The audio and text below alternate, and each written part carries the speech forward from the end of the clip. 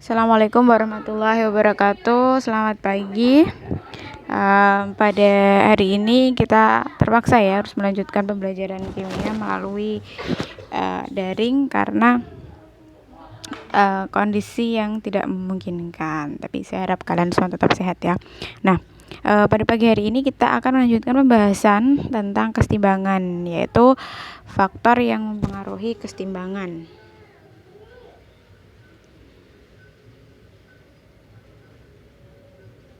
Faktor yang mempengaruhi kesetimbangan. Jadi faktor yang mempengaruhi kesetimbangan ini disampaikan oleh Le Chatelier sehingga disebut sebagai asas Le Chatelier. Tulisannya Le Chatelier ya. Jadi asas Le Chatelier ini ada 4. Yang pertama ada konsentrasi. Ya. Ada konsentrasi. Nah, bagaimana konsentrasi ini mempengaruhi keseimbangan, yaitu jika konsentrasi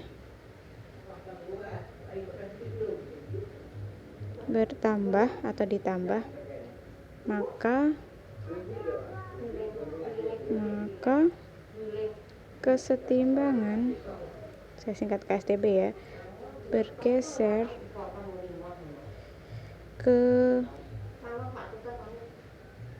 arah lawan. Jika konsentrasi dikurangi, kesetimbangan bergeser ke arah dirinya sendiri ya. Dirinya sendiri. Maksudnya bagaimana? Saya kasih ilustrasi ya. Saya kasih ilustrasi seperti ini. Misalnya saya punya A menjadi B. A asalnya 3.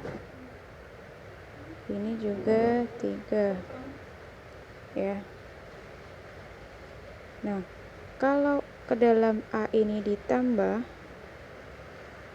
1 misalnya, maka nanti dia akan bergeser ke arah B ininya. Jadi ini tinggal setengah, ada setengah, jadi sama 3,5, sehingga kedua-duanya setimbang. Nah, jika ke dalam A itu dari A itu diambil ya, maka dia akan mengambil B atau bergeser ke arah A, ke arah dirinya sendiri yang diambil tadi. Enggak, kalau dia ditambah, dia akan menambah lawannya. Kalau dia diambil, dia akan mengambil lawannya, atau dia akan bergeser ke arah dirinya kesetimbangannya. Itu ya. Lanjut, yang kedua ada suhu ya. Suhu, bagaimana pengaruh suhu? Suhu naik, geser ke reaksi endoterm. Masih ingat ya, endoterm sudah saya jelaskan di semester kemarin, yaitu reaksi yang membutuhkan panas. Kalau suhu turun, geser ke reaksi eksoterm. Nah, ini bagaimana, saya jelaskan lagi. Misalnya saya punya reaksi A menjadi B, jelek ya, saya ganti. Nah, ini delta H-nya adalah sama dengan positif C. Misalnya, artinya untuk reaksi A menjadi B itu delta H-nya positif C. Dimana artinya reaksi ke kanan atau reaksi menghasilkan B itu adalah reaksi endoterm. Dari mana kita tahu endotermnya positif? Nah, sedangkan reaksi kebalikannya menuju A itu pasti adalah delta H-nya pasti negatif C atau exotherm. Sehingga pada kasus ini ya, delta H ini berarti dari kasus A ke B, delta HC ini jika suhunya naik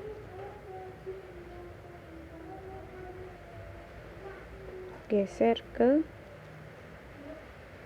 B. Kenapa? Karena B di sini adalah reaksi endoterm. Sedangkan jika suhu turun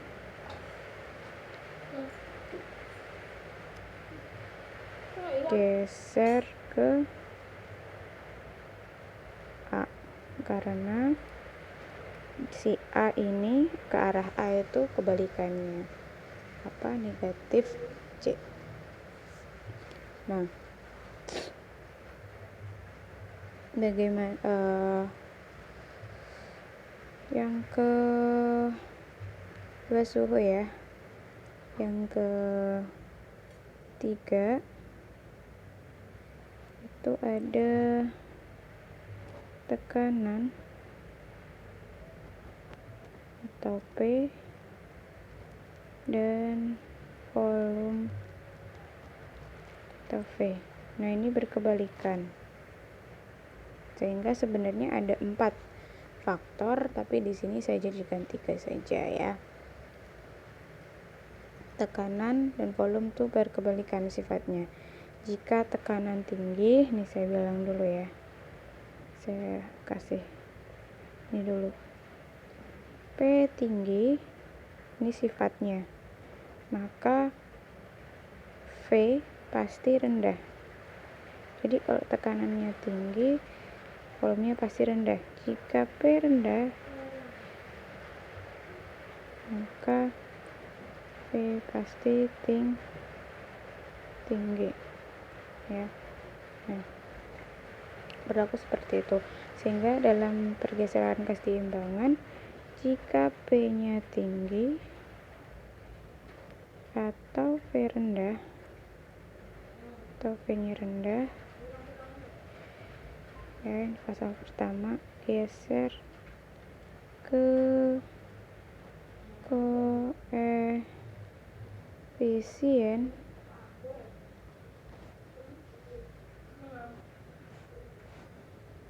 yang lebih kecil. Nah, kemudian yang